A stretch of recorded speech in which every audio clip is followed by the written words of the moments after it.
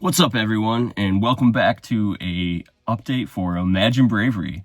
It's month 7, and trust me, things are getting intense. This past month, I've been working harder than ever, and I'm really hitting that sweet spot where the vision of the game is coming to life. And we're getting closer to having a killer demo that's going to show you everything that Imagine Bravery is all about. But before I get to the updates, I want to share something personal that's happened in my life. In March, my Aunt Margaret and my Grandma Van Pelt both passed away, which led me to reflect a lot on how precious our time is with those people that we love. They were both incredible, loving, and supportive, and they influenced my life and shaped much of who I am today. And this was a powerful reminder to hold on to those that you truly love, and to never lose sight of what's most important. And as much as I'm pouring my heart into building Imagine Bravery, it's moments like these that remind me that real adventure is best found with your friends and family. So while I'm beyond excited about this month's progress, I also want to take a moment to appreciate and say thank you to all those I love, and everyone who's been here with me in this journey of life. Alrighty, on to the updates. Thank you so much. Thanks for listening to that. So, the 3D platformer level is quote-unquote gray-boxed, and it's feeling way more refined. I also have been quote-unquote cracking the code on how to switch to a first-person perspective when I'm sliding down the Jungle Gym's tubes and the slides, and it's a total game changer. Sliding now feels insanely fast and immersive, like you're being launched down a high-speed roller coaster.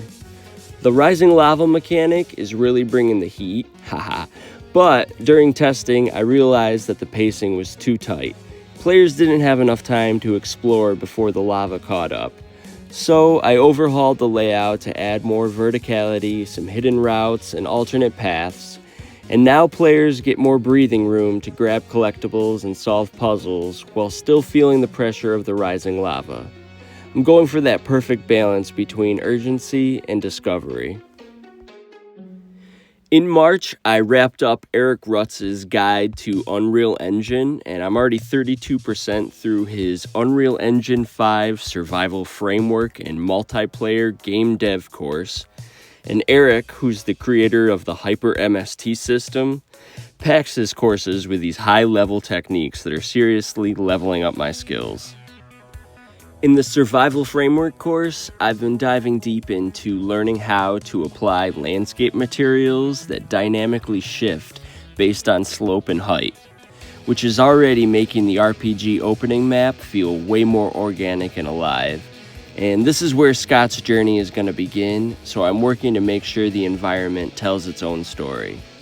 And in the course, I've also learned how to work with some more advanced AI behavior systems, which are going to be perfect for making Unzen more dynamic and strategic, and multiplayer systems and inventory and crafting mechanics, which are really cool because now I'm designing how I want to adapt these features for the abilities and the power-ups.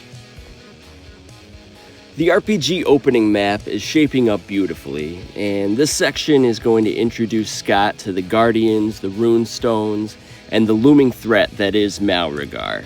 So I'm fine-tuning the world to make sure that every interaction will feel meaningful and will build this anticipation for what's to come.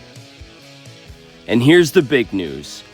I finished the script for the game demo.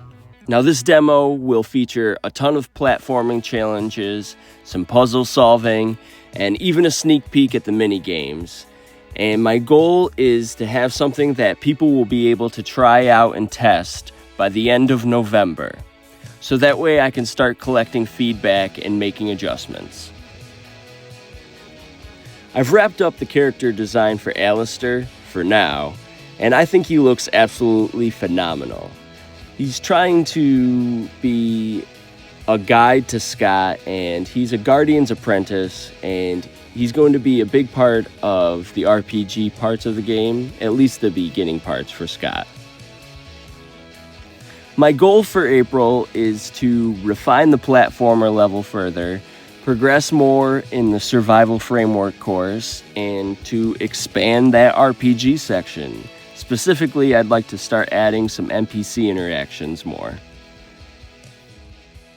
Thank you for being part of this journey. I can't wait to share more updates next month, and remember, take time to cherish the ones you love, because the moments are the real adventure. And that's everything. Now like this video and subscribe to the channel for more updates. Alright, we'll see you later. Thanks.